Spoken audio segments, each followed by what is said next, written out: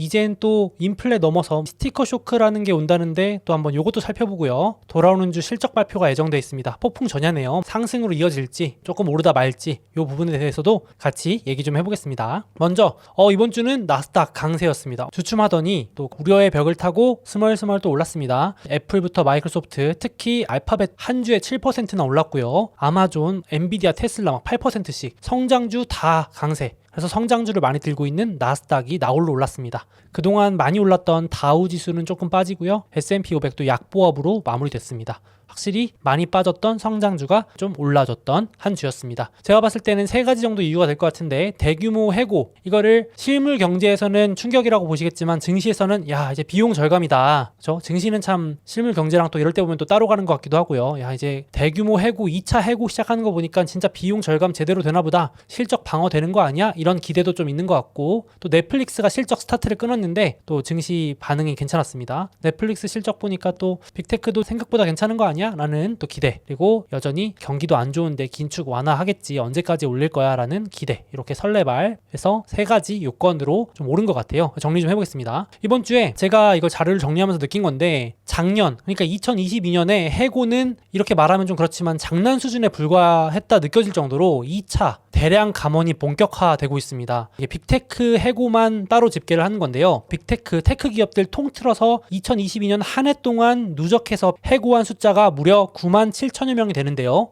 올해 시작하고 아직 한 달이 채 안 지났습니다. 2023년 1월 아직 한 달이 안 됐는데도 5만 5천 명의 해고자 수를 기록하고 있어요. 와, 그러니까 올해 한 달 만에 작년에 총 해고된 숫자의 거의 절반을 넘어서고 있습니다. 어마어마하죠. 역시 그 주역은 알파벳이 무려 12,000명 해고 발표하고요. 좀 전에는 마소가 10,000명 발표하고요. 아마존도 18,000명. 이렇게 3대 빅테크만 합쳐도 5만 명이 넘습니다. 그러니까 다른데 조금씩 합치면 5만 5천 명 넘어갈 것 같고요. 이게 월별 해고자 수입니다. 이번 달 2023년 1월 들어서 역대급 월간 최대 해고자 수 기록을 경신했고요. 5만 5,863명. 제가 이 영상을 찍는 순간에도 해고자 수가 늘어나고 있더라고요. 이 사이트에 들어가 보시면 실시간으로 집계되는데 계속 발표합니다. 닷컴 버블 이후에 빅테크 최대 위기라고 해야 될 정도로 감원이 크게 나오고 있고요. 그러다 보니까 천하의 구글이 결국은 이제 못 버티고 해고를 돌입하는데, 구글이 2월 2일 날 실적 발표하거든요, 여러분들. 이제 얼마 안 남았습니다. 그러니까 실적 방어해야 되니까 이런 얘기도 나오는 거예요. 구글이 1월 달에 보너스를 준대요. 근데 보통 같았으면은 1월에 보너스를 100% 일괄 지급한대요. 근데 오죽하면은 보너스마저도 분할 지급하기로 결정했다. 그래서 이제 이걸 보고 도대체 얼마나 지금 실적이 안 좋으려 그러면은 이렇게까지 직원들한테 분할해서 돈을 주려고 하냐, 이런 얘기를 하더라고요. 그래서 1월에 80%, 그리고 나머지 20%는 3, 4월까지 주겠다라고 안내를 했대요. 그러니까 직원들도 되게 상당히 열받아 있다고 하시던데, 일단 실적 방어가 중요하니까. 그래서 월가에서는 이런 발표들 보면서 야 이제 제대로 비용 절감하는 거 아니냐, 구글도 반등 시도해보고 있는데, 구글이 지금 1년 넘게 하락하고 있거든요. 30% 넘게 빠졌습니다. 고점에서 거의 150불 하던 게 80불대까지 내려왔으니까 거의 반토막 났다가 이번 주 살짝 반등했는데, 여기 보시면 기술적으로 이렇게 추세 하락 중에 있는데 반등 시도를 해보고 있습니다. 그래서 어떻게 이번 실적에서 판가름이 나겠죠. 이렇게 반등을 시원하게 노려볼지,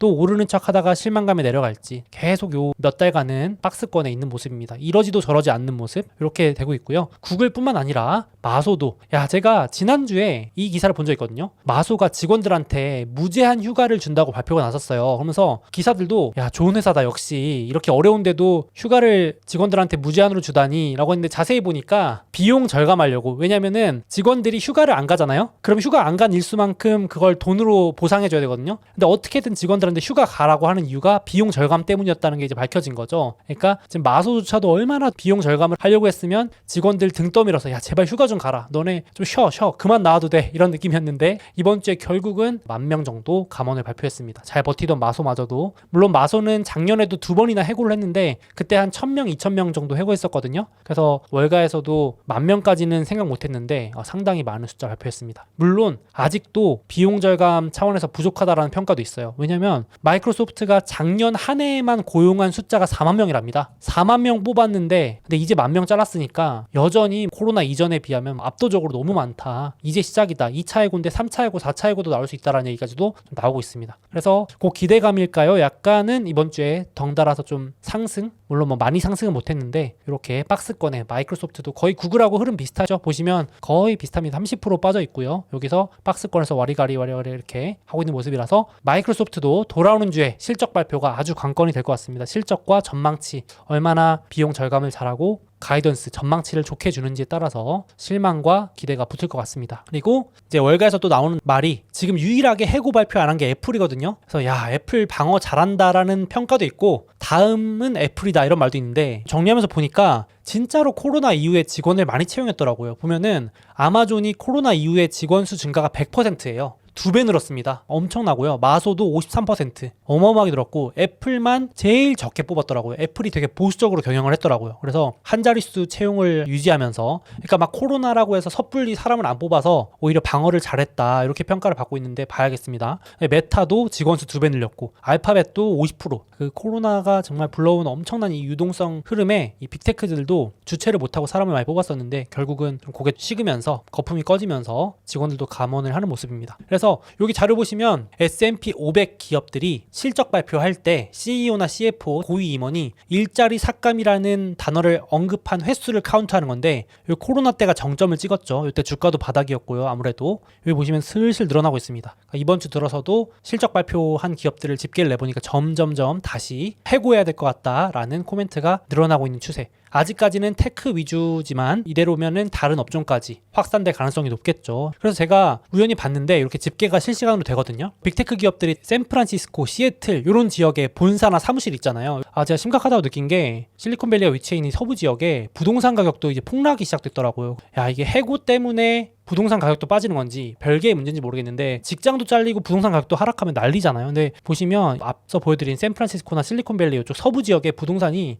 딱 고점을 찍고 지금 거의 30%씩 폭락을 하고 있습니다. 그러니까 많이 올랐던 만큼 폭락을 하는 건데 원래 실리콘밸리 쪽 월세도 비싸다 그러고 집값도 막 비싸다는 얘기는 원래 많았잖아요. 근데 여기 중간 가격이 200만 달러니까 한 30억 정도, 부동산이 30억 원 정도 하던 게 다시 코로나 이전 가격이니까 150만 달러니까 한 20억 수준으로 내려온 겁니다. 원래 비쌌던 동네인데 더 비싸졌다가 내려오는 상황입니다. 그래서 이제 이번 주부터 미국의 부동산 기업들 실적도 발표하거든요. 제가 유심히 보거든요. 부동산 경기도 기업들 실적에 영향을 많이 끼치기 때문에 안 볼 수가 없는데 이 한 부동산 기업에서 발표한 게 충격적이었습니다. 이 부동산 계약 취소가 전년 대비 68% 늘어난 거예요. 그러니까 지금 계약을 취소하는 구매자들이 급증하고 있고요. 유례가 없다고 합니다. 이렇게 늘어나는 거는 취소한다는 거죠. 못 사겠다. 위약금 내고라도 취소해달라. 이걸 하고 있는 게 68% 늘어났고요. 지금 미국도 부동산 거래가 급감하는데 통계 이래 최장기랍니다. 11개월 연속 하락 중. 거래가 안 되는 상황이죠. 팔려는 사람은 늘어나면서 부동산 매물은 55% 증가. 급등하는 거 보이시죠? 그러니까 급격하게 직장 잘릴 위험들은 커지고 막 해고가 일어나고 있고 부동산 가격도 떨어지면서 매물 늘어나고 이게 진짜 침체 전조 현상들이 너무 명확하게 좀 보이고 있는 것 같아서 이 부분은 같이 매주 체크를 했으면 좋겠고요. 그래서 이번 주에 월스트리트저널에서 이 단어를 낸 거예요. 일명 스티커 쇼크입니다. 스티커 쇼크. 이 사진처럼 가격표, 라벨을 스티커라고 표현하는데 가격표 보고 너무 놀라가지고 충격받고 돌아간다 이거예요. 쉽게 말해서 옷 사러 갔는데 옷이 너무 비싸니까 그냥 안 사요로 돌아가듯이 여기 지금 청구서, 요즘 한국도 관리비, 난방비, 가스비 이런 거 올라가지고 어떤 뉴스 이런 것도 많이 나더라고요. 청구되는 거 보니까 미쳤다. 막 작년에 비해서 관리비, 뭐 난방 뭐 이런 게 너무 올랐다. 이제 대중교통, 공공요금도 다 오르잖아요. 이런 걸 스티커 쇼크라고 하는 거죠. 그래서 이것 때문에 도저히 이제 지갑을 열 수가 없는 상황. 그래서 소비자들의 반란이 시작됐다라고까지 얘기하는 겁니다.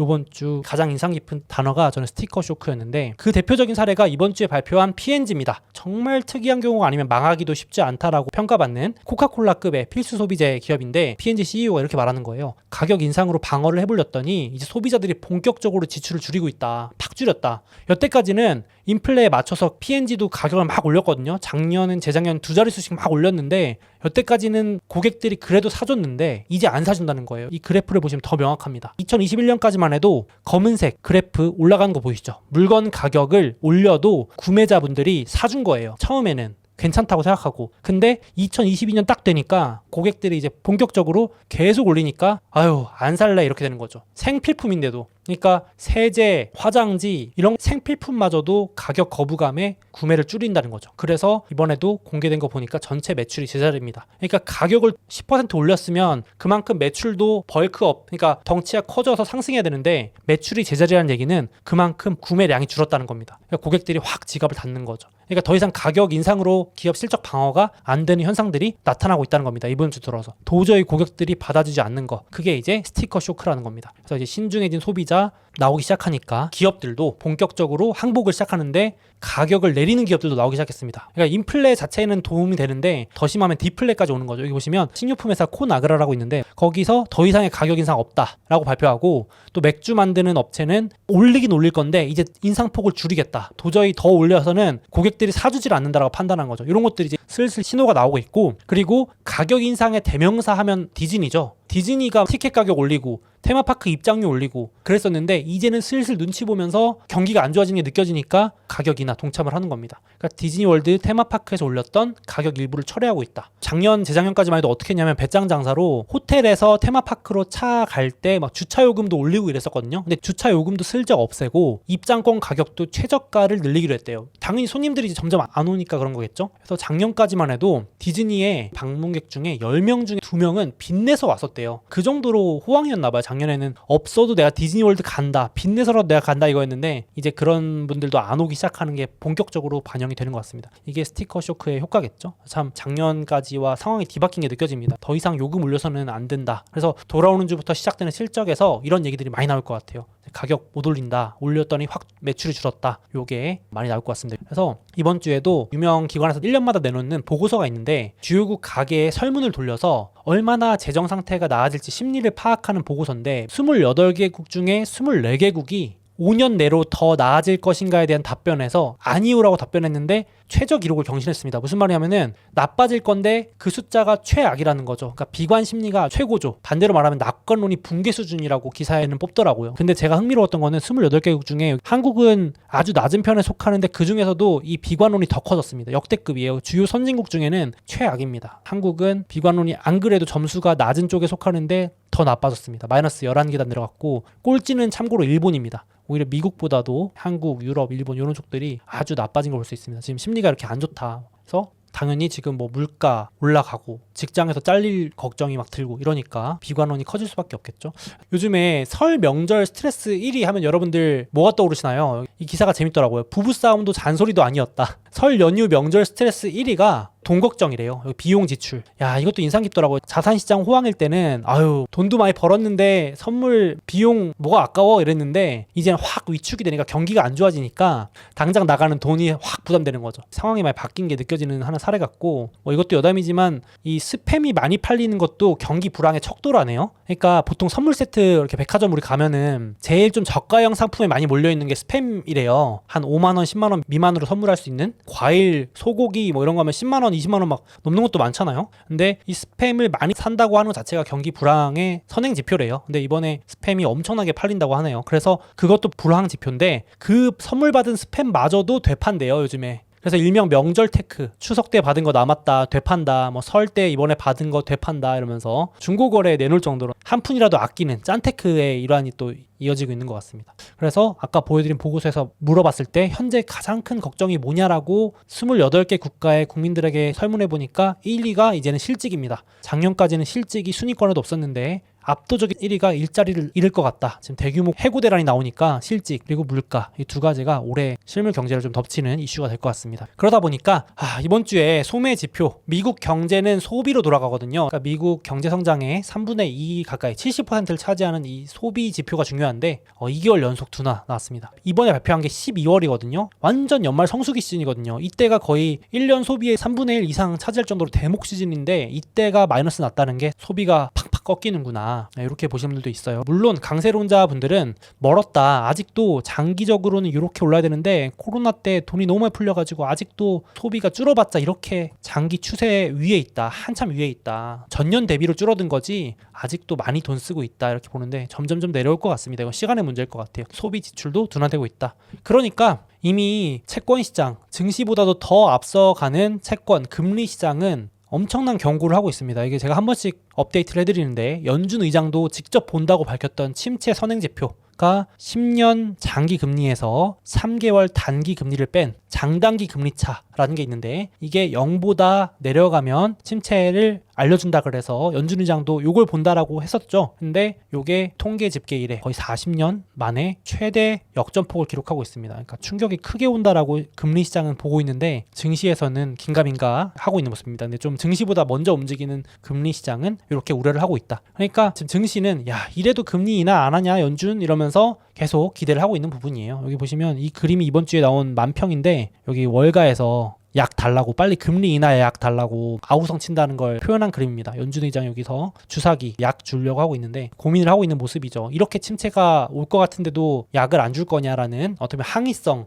요구를 하고 있는 게 또 증시 아닌가 싶습니다. 그래서 참 저도 긴가민가한데 너무 나빠지면 또 연준도 항복을 할 수 있는데 지금 참 인플레도 있고 난리잖아요. 그래서 혼란스러운 장세가 이어지고 있는 것 같습니다. 이제 그래서 빅마우스 특히 월가의 주요 전략가들 얘기를 안 들어볼 수가 없는데 야 이분이 완전히 이제 부정론자로 돌아섰더라고요. JP모건의 콜라노빅이라고 있습니다. 작년 1년 동안 강세를 부르짖다가 2022년 1월부터 12월까지 1년 내내 증시 오를 거다라고 외치다가 언제 항복했냐면요. 12월 중순에 항복했습니다. 아 이제 도저히 안 되겠다라고 항복했어요. 근데 이제 완전히 부정론자로 돌아서가지고 뭐라 그러면은 이제 1월 달에 오른 거 오를 만큼 다 올랐다. 주식 팔아라. 이렇게 이제 이번 주에 보고서까지 내요. 그러면서 근거까지 되는데 자 이제 호재 다 시장에 노출됐다. 이제 다 안다. 호재 모르는 사람이 어딨냐. 다 반영됐다. 금리 내려가는 거, 인플레이션 내려가는 거, 달러 내려가는 거, 중국 리오프닝 되는 거 다 증시에 반영됐다. 근데 침체나 실적이 꺾이는 거 아직 반영 안 됐다. 그래서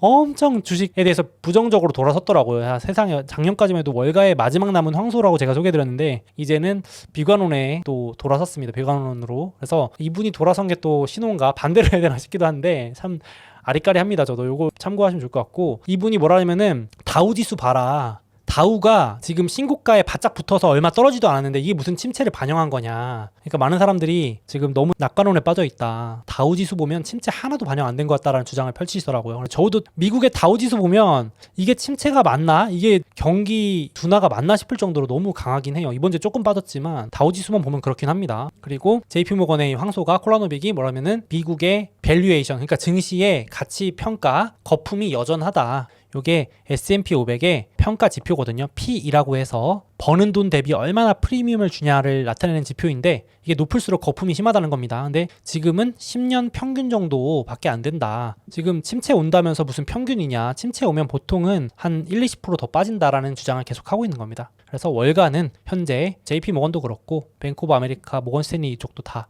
침체가 오면 더 빠지고 안 오면 지금 정도가 바닥이다라는 얘기를 좀 더 하고 있죠. 거기다가 이번 주에 모건 스탠리는 이분 제가 자주 소개해드리는데 마이크 윌슨이라고 있잖아요. 모건 스탠리의 수석 전략가인데 더 비관론을 강하게 몰아붙입니다. 지금 자꾸 침체 오냐 안 오냐 걱정하고 있는데 그게 중요한 게 아니고 침체 오든 안 오든 이번 실적에서 쇼크가 오면서 빠진다. 그거 고민하지 마라. 이번 실적이 상당히 실망스러우면서 증시는 다시 비관론에 빠질 거다. 그래서 상당히 지금 월가는 공격적으로 비관론을 펼치고 있습니다. 긍정론자 말이 다 묻히고 있을 정도로 이렇게 돼 있으니까 한번 참고 차원에서 가져와 봤습니다. 그래서 지금도 S&P 500 증시는 물론 마지막에 상승으로 마감하긴 했는데 여전히 몇 달째 박스권입니다. 제가 이 장표 거의 정지해놓고 보여드리는 것 같이 계속 조금 내려오면서 이게 작년 1월부터 고점을 찍고 4,800, 4,600, 4,300, 4,100, 3,900 계속 왔다리 갔다리 박스권에 있습니다. 그러니까 긴가민가 한 거죠 다. 이거 뭐야 이러면서 계속 왔다 하고 있습니다. 그래서 박스권 방향을 아직은 못 정하고 있는 모습입니다. 그래서 결국은 돌아오는 주 실적 시즌이 정말 저도 궁금합니다.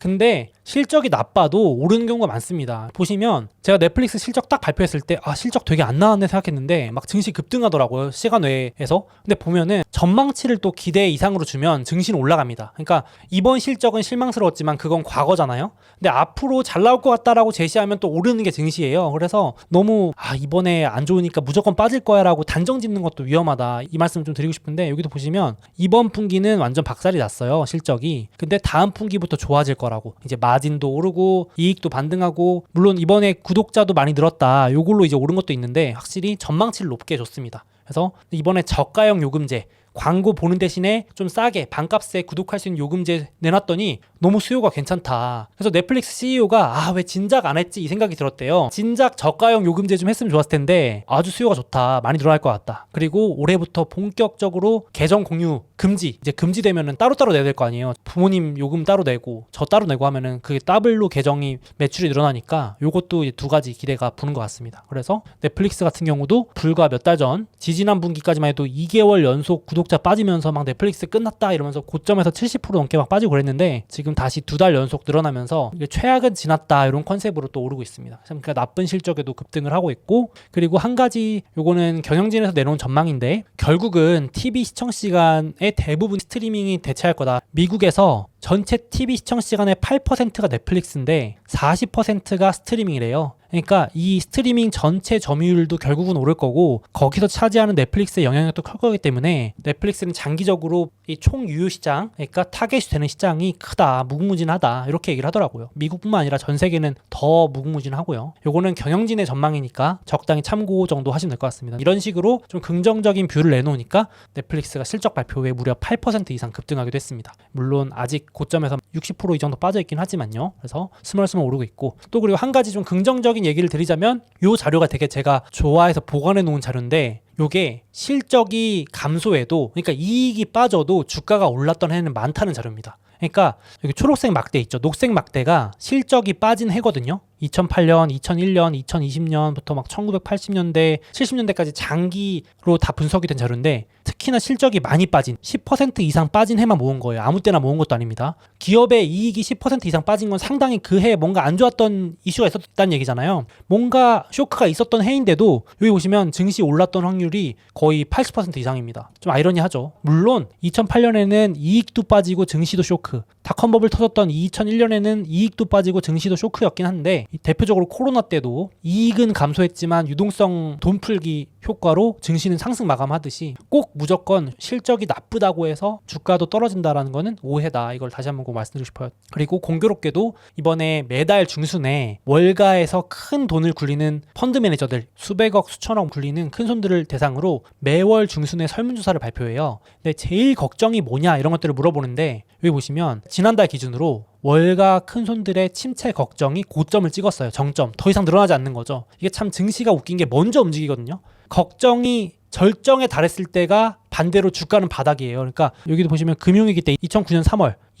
3월이 증시 바닥이었거든요. 대바닥. 근데 이때가 정확히 월가의 그 큰 손들도 걱정을 하던 게 피크를 찍고 더 이상 늘어나지는 않는, 100명 중에 거의 한 80명이 야 큰일 났다 했는데 이제 더 늘어나지는 않는, 그러니까 증시는 아이러니하게도 바닥을 찍고 반등을 했죠. 코로나 때도 이게 2020년 4월, 코로나 때는 2020년 3월에 반등을 하긴 했는데 먼저 반등했는데 이 걱정의 정점이 되는 순간이 아이러니하게도 증시는 바닥이었거든요. 그래서 이 긍정적인 자료로 쓰이는 건데 이번에 침체를 걱정하는 펀드 매니저들이 피크를 찍고 내려가기 시작했습니다. 그러니까 조금씩 줄어들고 있어요. 지난달엔 80명이었는데 이번 달에는 100명 중에 한 60명? 이런 식으로 점점 내려가고 있는 거죠. 아직 침체를 걱정하긴 하지만 증시는 이렇게 걱정이 피크를 찍으면 또 바닥을 찍는 이런 상황인데, 혹시나 또 이렇게 되면은 2022년 10월이 정말 증시의 바닥이었을 수도 있으니까 이것도 한번 봐야겠습니다. 모두가 걱정을 하고 있지만 또 증시는 먼저 움직이니까 긍정적인 뷰가 이런 게 있다 정도 보시면 될 것 같아요. 그래서 나스닥도 S&P 500이랑 비슷합니다.